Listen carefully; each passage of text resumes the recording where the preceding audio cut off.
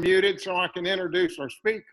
Well, all you have to do is unmute yourself when it's time for you. You just did, so you're unmuted. That's great. All right.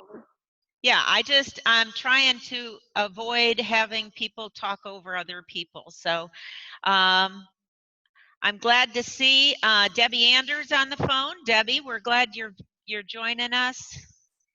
And I'm just going to continue to write down names. All right, Charlie, you're free to go. Okay. Well, again, welcome to the Rotary Club of Kerrville. Good to have each of you with us today. I was trying to see how many people we've got on deck right now. It looks like 45, 46. And then there are several couples, so we're probably close to 50 members today. If you would please check on your cell phone on your Facebook page and let everybody know that you are attending the meeting today. And we're going to start out with invocation with Michelle McGinnis providing the invocation. Thank you. Everyone bow your heads. Dear Lord, thank you so much for bringing us here together today, for giving us the technology to be able to have Zoom Rotary meetings. I lift up each and every one of us and just thank you for blessing us to be able to live in Kerr County. I lift up hedge of protection over Kerr County, over Texas, over the United States and the world, that you would guide each and every one that's in control to help with this pandemic and help it stop the spread. Lord, just guide each and every one of us throughout our day today and prick our hearts and guide us to where we can help people who are in need. In your son's holy name I pray. Amen. Amen. Amen. Okay. Thank you very much, Michelle. If you would please join me in the Pledge of Allegiance. I pledge allegiance to the flag of the United States of America and to the republic for which it stands, one nation under God, under God, indivisible, with liberty and justice for all. All right. Okay. Clint, if you would please introduce our speaker. I'll be glad to, President Charlie. And by the way, I think you must have arranged for a better camera because you're looking particularly distinguished today. And before I introduce our speaker, I want to preface this. We're going to hear from one of our three hometown papers today, but I think it's really important that we remember that there are three hometown traditional newspapers.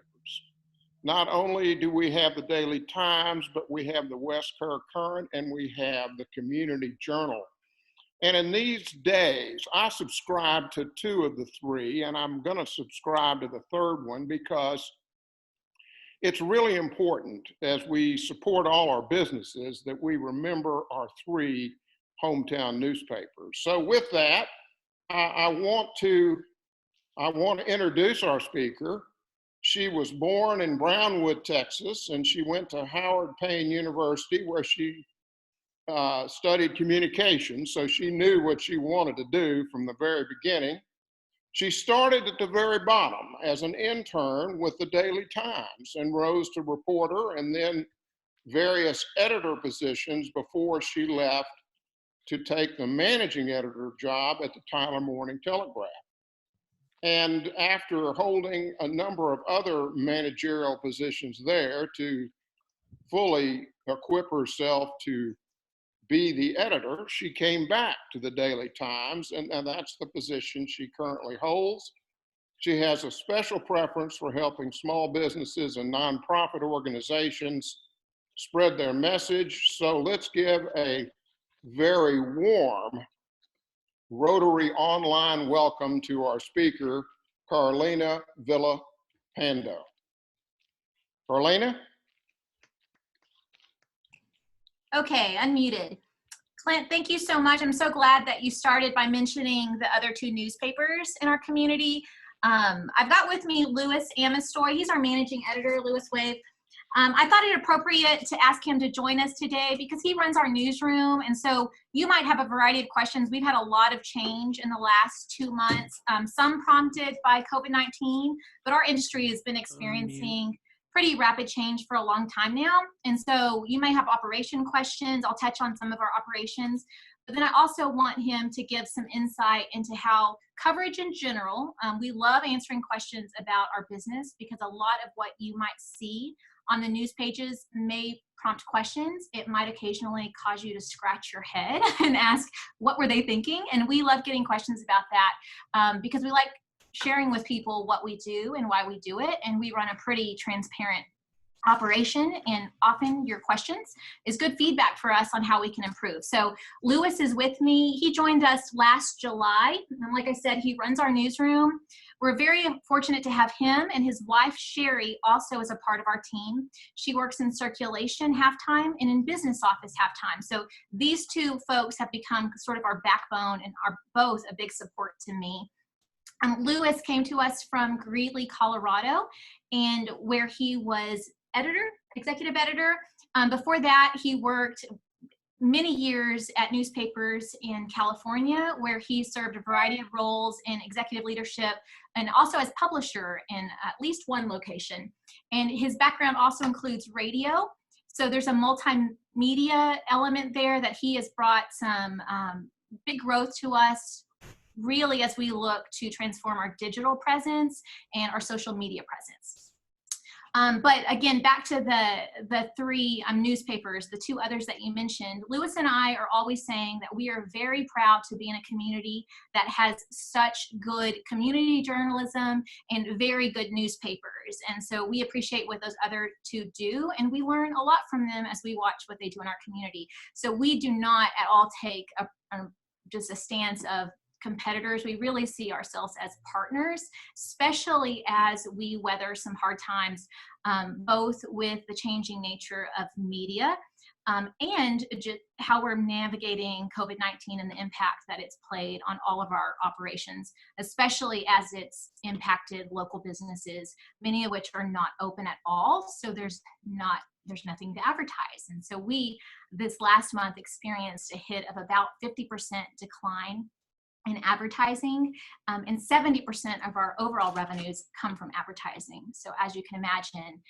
that required us to retool quickly and make lots of operational changes to continue to serve the community over the course of this summer. So I'm very thankful because of the nature of the time we're in to be able to visit with you today.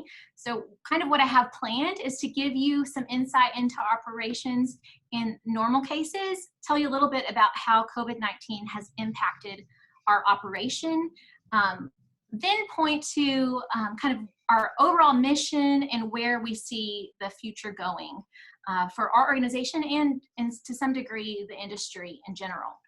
So usually we operate with a team of about 30 to 32 employees.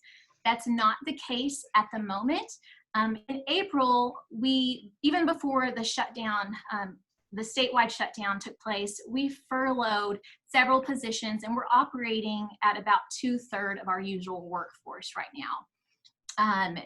Generally, we're about a $3.5 million operation, and our primary revenue streams come from advertising. Like I said, about 70% of what it takes to put out the daily newspaper and all of our associated publications comes from advertising. But then we also have circulation, so the subscriptions of our newspaper, and then our commercial printing operation make up the other 30%. So what many of you, people in our community, may not realize is we have a pretty big, robust printing operation. We print as many as 25 other newspapers. So most of those are regional newspapers. The only other, what was a daily up until recently that we printed is the Del Rio News Herald.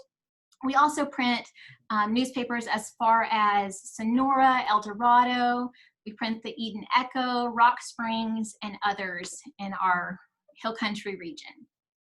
And there's 5 team members right now who oversee that part of our operation. But some of those newspapers have been impacted. Like Clint said, this is a tough time for newspapers. 3 of the newspapers that we had printed for many, many years on a weekly basis recently closed their doors entirely because of the impact of COVID-19 on their revenues.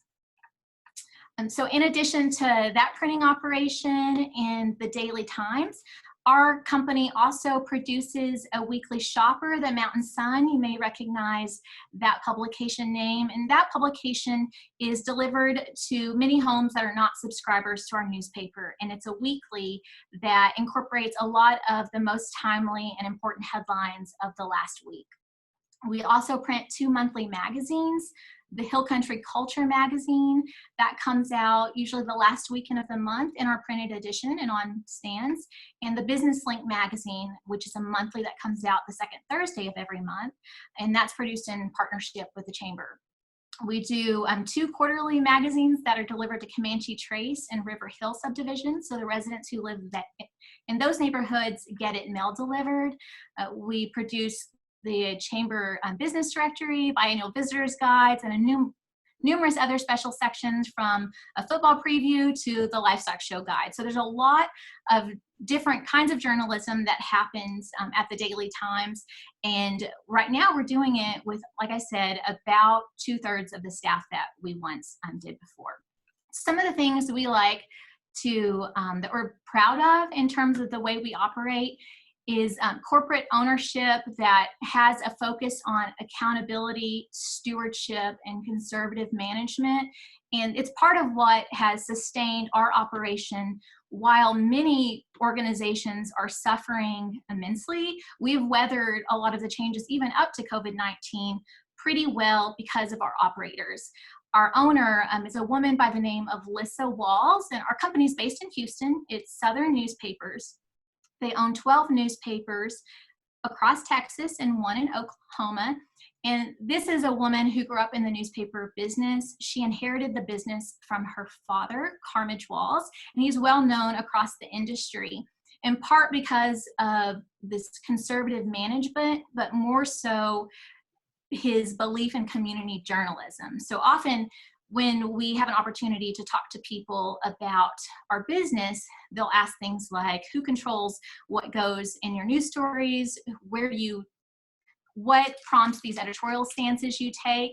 And we're very fortunate that our ownership really, they're in this business because they believe it's possible to run a profitable business that also serves its community and the employees who work for it. And so that's one of the real benefits of working at this newspaper, is that the ownership believes in community journalism. They're not a group of investors who buy up lots of newspapers and try to get profit out of them as a priority, but they believe in the service to their community. And so it's a family-oriented environment, and our owner believes in local decision-making, both for operation's sake and for content's sake. And so with that, we also have the privilege of operating our press. And so whereas a lot of other newspapers are having to design pages at hubs to consolidate and control costs, we have the luxury of writing our headlines on site, laying out the pages on site, and being able to hold for things that are a lot of other places would have to get done by, say, 8 o'clock at night. Rush to press, we have that privilege of being able to control those aspects of our business. And so that's a little bit of insight into how we operate. I'd like to move to, I mentioned some of the impact of COVID-19 on, someone's waving at me outside, COVID-19 on our operation, in addition to having to make some quick changes to lean up and be able to weather the storm of potentially the next 3 or 4 months of revenue declines. One of the things we experienced in middle of March is our team was exposed to COVID-19. We learned, I think about the 17th, that we'd had a visitor in our building who had tested positive. And at that point, we were the first of what we knew to be a known exposure in our community. And that, we'd never dealt with that before. It required a lot of quick actions, quick review. It moved all of our employees. At that point, we had not closed our doors. We had not moved to a remote environment. So we quickly changed our operation to send people home. and quarantine a great deal of our employees. But that was probably not the most challenging thing we've experienced. The decline in revenue very suddenly and drastically has been the hardest thing we've had to weather. And so that has prompted the biggest change probably in our history of going from 6 days a week to 3 days a week, and which we started April 30th. And so for the foreseeable future, as a way to manage costs, the savings around that move is primarily in distribution and some in newsprint.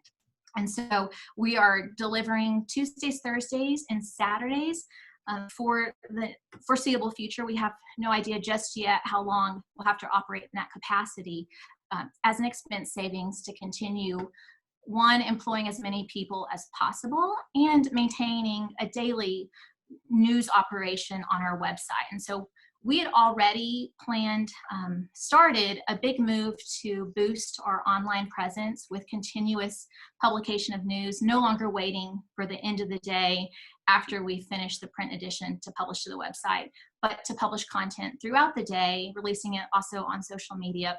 And so we started that in a big way last fall when Lewis arrived, and it's helped us weather the growing audience of people who are interested in news. That's been one of the bittersweet things about this time for us, is that we have a renewed interest in local journalism and news content throughout this. I think we experienced a 300% increase in our traffic, surpassing 1 million page views for the first time in our history in April. Our printed newspaper subscriptions were up almost 30% in April. And so it's just a really tough time knowing that our community is depending on us more than ever, and yet our business is struggling in a really tough way. And so, Lewis, what I'd like to do is transition to you and ask him to give us an overview of the changing nature of news delivery, and also some of the highlights of what we've experienced in the last 6-8 weeks covering COVID-19. Well, I tell people all the time that, and Carolina and I had this conversation quite a bit early on, that COVID-19 is like nothing I've ever covered before. I've covered fires and big earthquakes in California, flash floods, things like that. And usually that's a localized, 24-hour, 72-hour experience, even with big fires that happened in Southern California in 2003 and 2007 and on. This thing has been, it won't end. It impacts everyone's life in some way. It's been very top-down driven from the government, which makes us very reactive to things. And so it's been interesting. And like I said, nothing like it. I can't compare it to anything else I've ever seen. It's tested us in ways that we've never thought about before. At the same time, it's been heartening that we've gotten so much assistance, I think, from our readership and from our community to help us cover it with great questions and great feedback on things. Some of it's not always pleasant, but for the most part, it has been pleasant. The bad part about this is that you still hear the stuff like, oh, well, the media is scaring you, or the media is trying to divide us, and the media needs to shut up. And like, yeah, well, there's different forms of media. There's opinion-based media, which what you see on TV, and then there's what we do, which is, some of that is necessary. Some of the commentary is necessary as part of our audience development. But the reality of it is that most of what we're trying to report is here's the reality of the story. Here's what it means for those of you in Kerrville. Here's what we're seeing. Here's what we're distilling when it comes to the science or the facts that we're seeing from multiple sources. It's been an education, I think, for myself as well. And I wish I would have paid more close attention in those biology classes and those science classes, because it's fascinating to learn about, and there's a lot to learn about.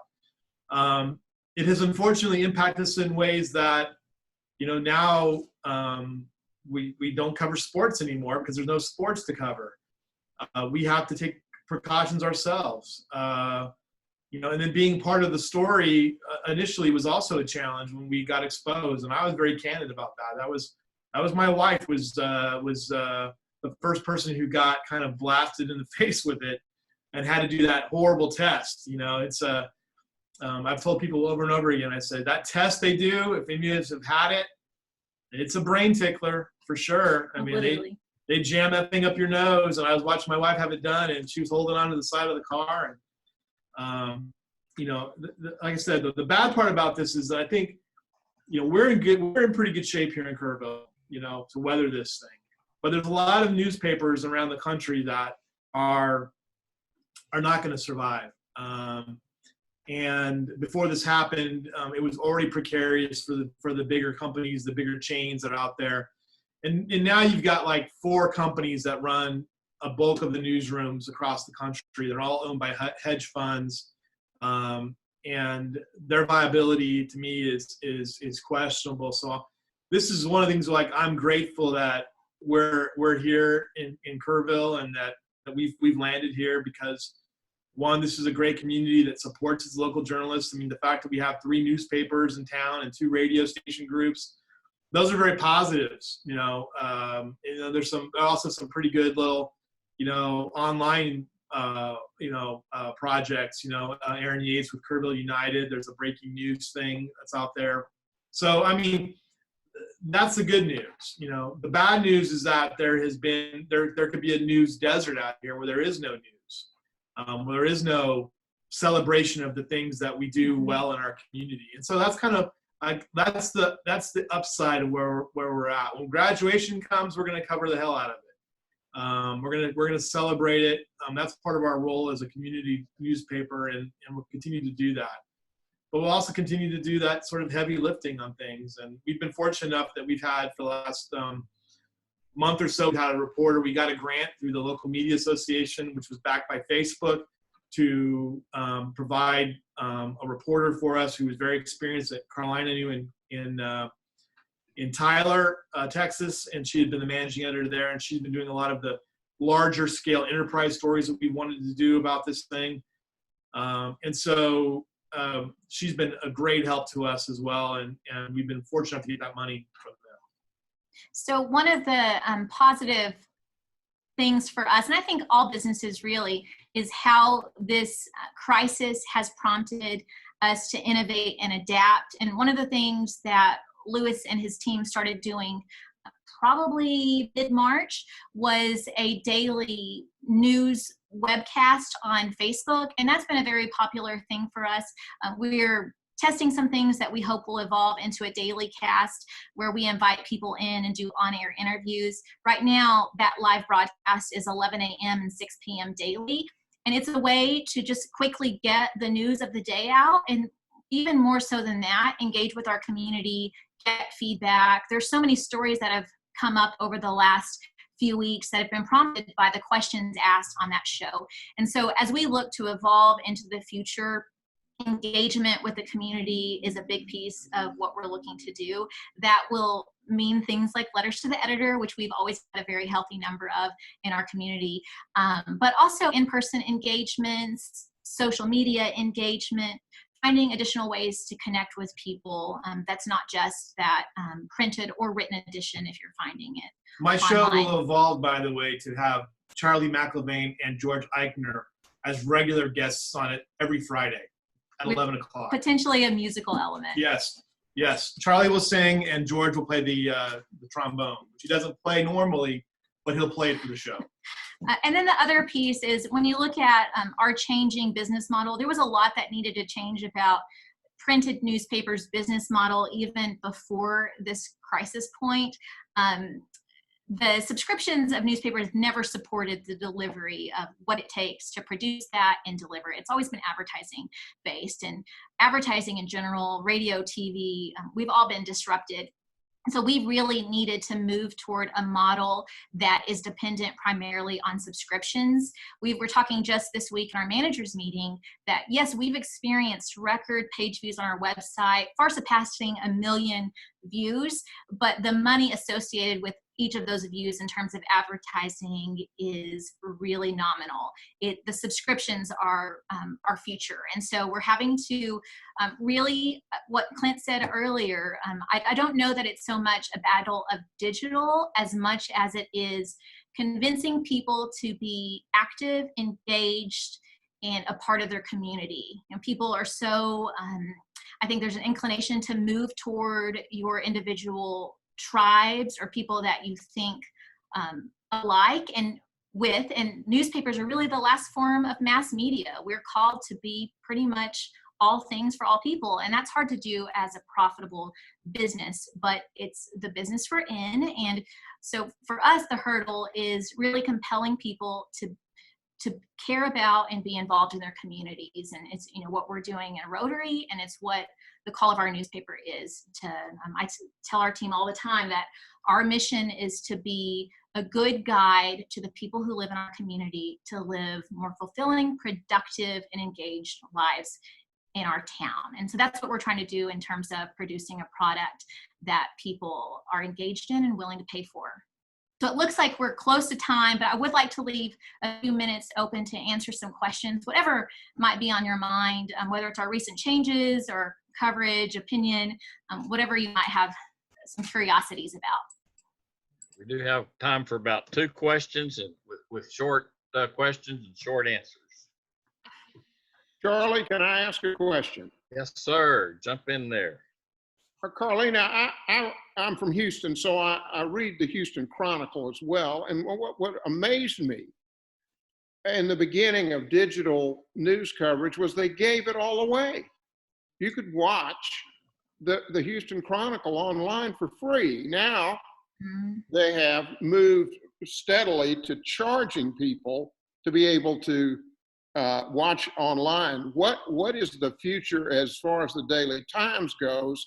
Are you going to move to more digital and eventually charging people to watch, read the newspaper online?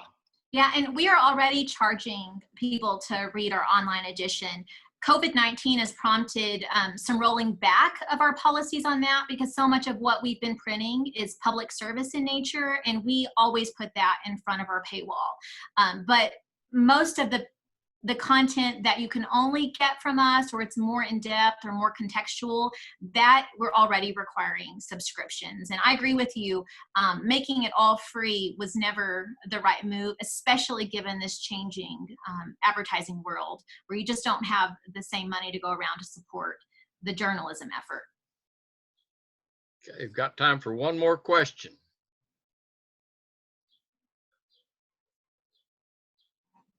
Anybody? All right. Looks like you did a great job of covering the whole thing. Carolina and Lewis, we appreciate both of you being with us today. And thank you. We appreciate it. Thank you for your time today, both of you. Thanks, Lewis. Didn't take him long to move out, did it? He's ready to get out. All right. With that, we're going to move on to Families in Rotary. Stephanie Miller, are you with us today? I am. Good. I have a congratulations to Robin Meyer's son, Cole. He is committing to Clarendon College to play ball. Congratulations. And also congratulations to all the graduating seniors. It's a tough deal. We can't really celebrate them. So if you know a senior, give them a high five virtually. That's all I have. Okay, and understand that that Jeff Anderson is back in the hospital, and they are doing some heart tests or draining some fluid from around his heart. So, oh gosh, keep him in your thoughts and prayers today. It says he's online, Charlie. Pardon me? Oh, okay. I don't know if he can unmute, but it said he was online. Well, we hope you're there, Jeff. Thanks. I am, and I've been enjoying the program. Thank you. Good. How are you feeling? Well, I'm doing better each day, but they're still trying to get to the bottom of what's creating the too rapid a heartbeat. So Well, take care. We're working on it. Good that you're with us today. Thanks for doing that. All right. Well, enjoyed it. Good presentation, Carolina. Okay, let's talk about some other projects coming up. The First Responders Golf Tournament. Jeff Harris, are you with us today? All right, that is scheduled for June the 15th at Comanche Trace. I think there are still opportunities for a few more foursomes. So by all means, go out and support that program. That is part of the funding mechanism that we use for our first responder scholarships and training programs. I want to talk a little bit about some of the projects we're doing with some of our funding. Of course, we weren't able to operate our Rise Against Hunger project this year for various reasons. And so we got permission from the foundation to use those funds for some other projects. And we're in the process now. We will provide that $5,000 to the Kerrville Food Relief Program. That supports CAM, St. Vincent's de Paul, Mustard Seed Ministries, and the Doyle Community Center. We will need some volunteers to help perhaps with some distribution on that. Also, we are looking at another $1,000 to the Veterans Food Pantry. We've got some funds in there now, but we'll allocate another $1,000 there. And then an additional $1,000 to the Utility Kindness Program to help individuals out that are having challenges during this time with their utility statements. The other things we need to talk about, future Rotary meetings for the foreseeable future.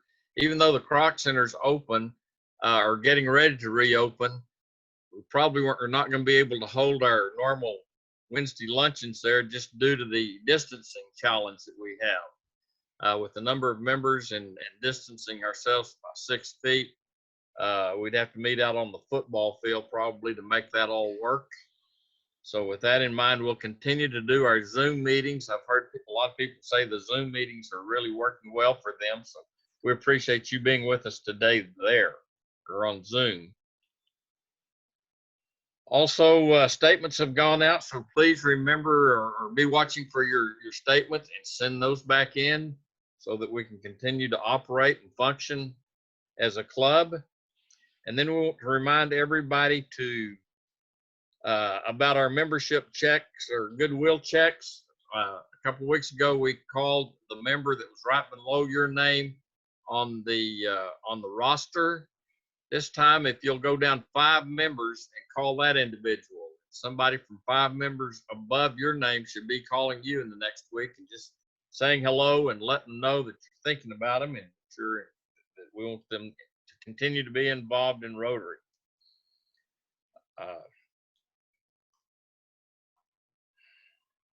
Next week, Tom Terrell will be presenting our Memorial Day program.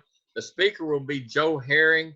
He will be speaking on 2 individuals that were Kerrville natives that we hear a lot about, or at least in namesake. We probably don't know a whole lot about them, and this is something that Joe's going to help educate us. The program will be about Sidney Baker and Francisco Limas. So that will be an interesting program next week. Also want to remind everybody that the mayor and the city manager are continuing the prayer vigils on Thursday at noon. So regardless of where you're located Thursday at noon, please take a few minutes to observe a little silence and pray for our city, our country, and our nation regarding the pandemic that we're involved in right now. Do we have anything else that anybody has that needs to be discussed today?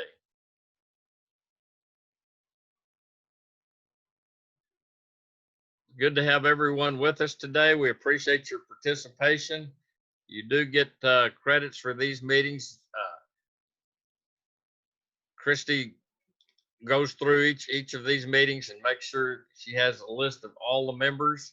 And with that, please join me in the four-way test. Christy, did you have anything else? I was just wondering, and this is just me, but I'm trying to figure out who a couple of these folks are. Okay, won't you go ahead? So if you were iPhone number 2, if you could let me know who you are in the chat, that would be great. Otherwise, I can't give you credit. I don't have that. But I think oh, and there's a Jeff. I don't know which Jeff it is. It's not Jeff Anderson because I could see him. It's not Jeff Tallarico. I could see him. But we got a couple more Jeffs in the club. All There we right. go. With that, please join me in the four-way test of the things that we think, Say or do. Is it the truth? Is fair it to all fair to all concerned, concerned? Will it build goodwill and better friendship. Will it be beneficial to all concerned? you are adjourned. Have a productive week. Thank you. Good meeting. Good meeting. Bye. Bye-bye. Thanks, George. Bye-bye. Bye. Hey, Christy, you got Todd. Todd Odom is in. Okay. Hey, Todd, yeah, I got you with your number, 746351. Thanks. Good. Thank you. Good job. Thank y'all. Okay. Christy, did you get me, Bill Tucker? I did get you. Thank you. It says Tuck is what it says on yours. Tuck. Yes. I don't know why it doesn't say Bill Tucker, but I don't know where it comes from. Well, it's fine. I know who you are. That one works. Okay. And it was All right, the well, other. thanks a lot. It was Jeff Harris that was Yes. the other Sorry, Jeff. Christy, I had to take a phone call, but No, I'm that's Jeff. okay. I just wanted to make sure I got credit for you. It only says Jeff. It doesn't say which one. We have 5 of them in the club, so that's why. No, 5 Daves and 4 Jeffs, I think. So. No worries. I'll see if I can Anyway. figure out how to make it have my last name on it. All right. Thank you. All right. Bye-bye. Bye. Thanks a lot. Bye.